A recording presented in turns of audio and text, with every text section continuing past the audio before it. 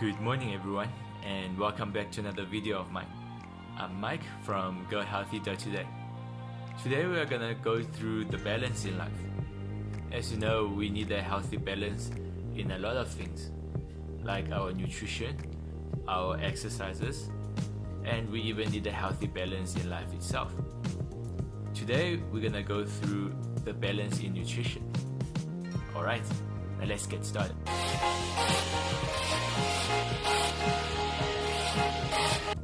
Balance.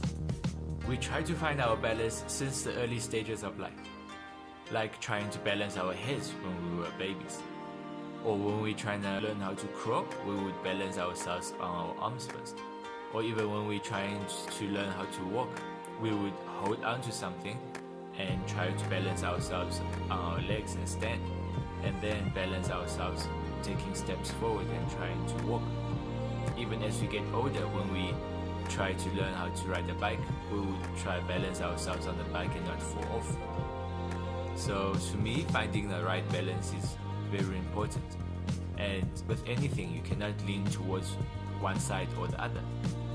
Just like riding a bike, if you lean towards one side completely, you will fall. And everything has its pros and its cons. Being Chinese, growing up, I know the basis of yin and yang, which is the balance system of the Chinese philosophy. Alright, let's go through what yin and yang is first. Yin and yang. Yin and yang are the two basic energy systems in life. They resist and restrict each other, but however they also rely and support each other. In the Chinese philosophy, you are considered healthy if your yin and yang are in balance. To give you a simple example, since yin represents water and yang represents sunlight, life can only thrive when there's a stable balance of water and sunlight. If there's a overwhelming power of either, like if there's too much water, there will be a flood, or if there's too much sunlight, there will be a drought. Similarly with life, you cannot have too much of one thing and neglect the other, as it will always have its negative effects. Now, finding the right balance in nutrition. As you know, in our previous video, our nutrition is made of the three main macronutrients, which are your carbohydrates, protein, and fats. If you haven't seen the previous video, I'll put a link to it below.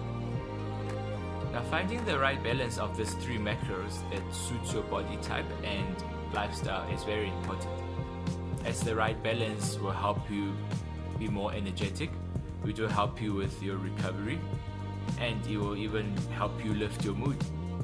Because we come in all shapes and sizes, that's why there is no one plan fits all when it comes to nutrition. That's why I'm going through the different macro ratios for different body types as a guideline to help you find your balance when it comes to nutrition.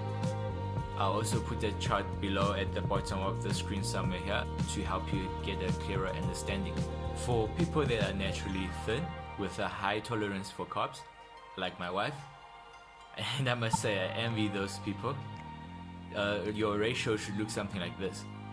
25 to 35% of your total calorie intake for the day should be protein, and 40 to 60% should be carbs, 20 to 25% should be fats.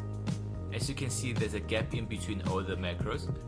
That is why I said this is a guideline, because you still need to find your own balance. For people that cannot consume so much carbs in the beginning, they can start off with whatever they are comfortable with and then gradually add onto it.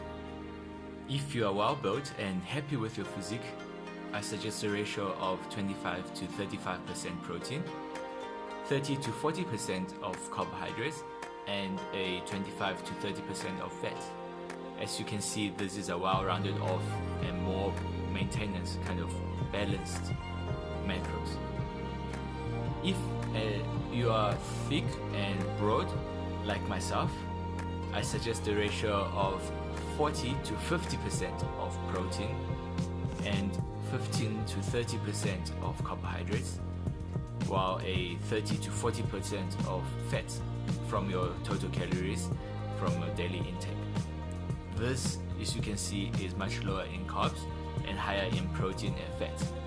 Keep in mind that your ratios would differ according to your goals and daily activities. For instance, if you do a lot of cardio or play a lot of sports, like myself, I play soccer during the weekends. So on weekends, my carbohydrate intake will be higher than what I normally eat during the week. Also, remember that if your goal is to lose weight, you still need to eat at a caloric deficit, and vice versa for muscle gain. The ratios are important to follow, but the calories also needs to be monitored. Alright, that's all for today. Before you go, please like and subscribe to my channel, and leave your comments and suggestions in the inbox below. Thank you for watching, and I will see you at my next video. Go healthy, go success.